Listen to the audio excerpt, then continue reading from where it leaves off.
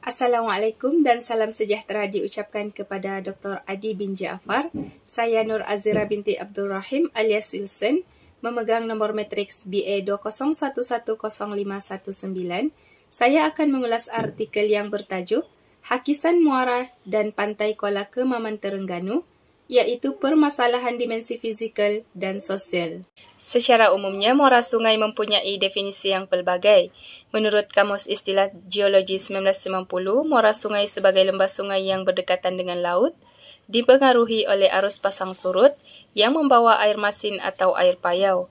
Isu hakisan muara sungai dan pantai merupakan perkara yang sering berlaku di Malaysia, khususnya di negeri Terengganu. Hakisan yang berterusan di muara sungai dan pantai telah memberi impak negatif kepada penduduk yang tinggal di kawasan tersebut. Namun begitu, usaha yang berterusan daripada pihak kerajaan terus dilaksanakan dalam mengatasi masalah hakisan yang berlaku. Objektif yang diketengahkan oleh pengkaji dalam artikel ini ialah mengkaji perilaku ombak dan profil pantai serta kaitannya dengan kadar hakisan pantai yang berlaku. Elemen yang menyebabkan perubahan profil pantai, ciri-ciri hidrolik ombak, dan sifat sedimen turut menjadi perbincangan dalam artikel ini. Pengkaji turut mengkaji persepsi dan pendapat mengenai hakisan serta kesannya terhadap cadangan perpindahan di Paya Berenjut pada tahun 1997 dan 1998. Dalam artikel ini, metodologi yang digunakan oleh pengkaji dapat dibahagikan kepada dua dimensi, iaitu dimensi fizikal dan dimensi sosial. Dalam konteks dimensi fizikal, pengkaji melibatkan pencerapan profil muara dan pesisir pantai serta perilaku ombak.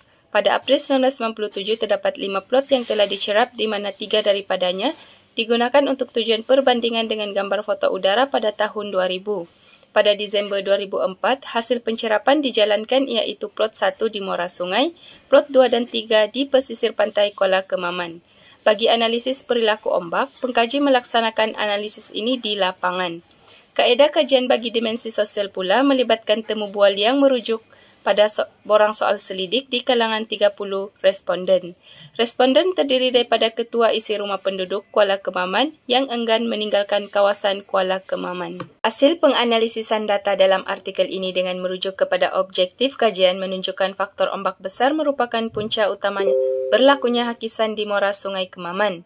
Di kawasan ini, tempo kedatangan ombak adalah cepat dan memberi pengaruh terhadap kekuatan ombak yang datang. Sebagai contoh, pada jam 11.30 pagi, tempo ombak sebanyak 8 kali setiap 2 minit pada bulan Disember. Manakala tempo menurun 6 kali pula pada jam 12 dan meningkat kembali dengan tempo pasang surut dalam jam 1 petang. Pada masa ini, tempo ombak menjadi pendek serta mewujudkan gelombang ombak besar semasa air surut, seterusnya menyebabkan ombak lebih cepat dan kerap di kawasan muara Sungai Kemaman. Bagi tekstur sedimen yang terdapat di kawasan tersebut, hasil pemerhatian menunjukkan tekstur sedimen terdiri daripada pasir halus.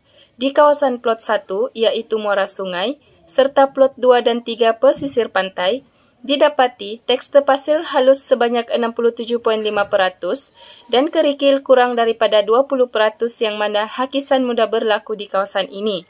Lebih-lebih lagi pada musim tengkujuh, kadar hakisan lebih giat berlaku di kawasan muara dan pesisir pantai. Dasar yang cetek di kawasan muka muara Sungai Kemaman akibat sedimen yang dibendapkan di kawasan tersebut menyebabkan tumpuan ombak menghala ke pesisir pantai, seterusnya menyebabkan hakisan yang berlaku di kawasan pesisir pantai. Seterusnya, hasil yang diperolehi berkaitan sejauh mana hakisan mengubah profil fizikal muara sungai dan pesisir pantai menunjukkan pada pengukuran pertama didapati profil muara dan pantai agak curam dan sempit. Keadaan ini menggambarkan bahawa proses hakisan lebih efektif berbanding pemendapan di kawasan tersebut. Hasil yang diperolehi melalui persepsi penduduk pula mengenai hakisan yang berlaku ialah secara keseluruhannya telah menjejaskan kualiti kehidupan komuniti pesisir yang banyak bergantung kepada laut sebagai sumber pendapatan. Kadar hakisan yang kerap berlaku telah mendapat perhatian beberapa pihak sehingga mereka disarankan berpindah ke Paya Berenjut.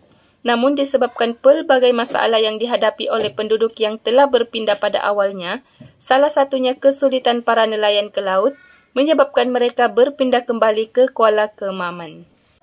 Beralih kepada isu-isu yang diketengahkan dalam artikel ini ialah hakisan yang berlaku di muara sungai dan pesisir pantai Kuala Kemaman telah memberi impak negatif terhadap profil fizikal muara dan pantai itu sendiri serta kesan terhadap penduduk yang tinggal di kawasan tersebut, khususnya golongan nelayan.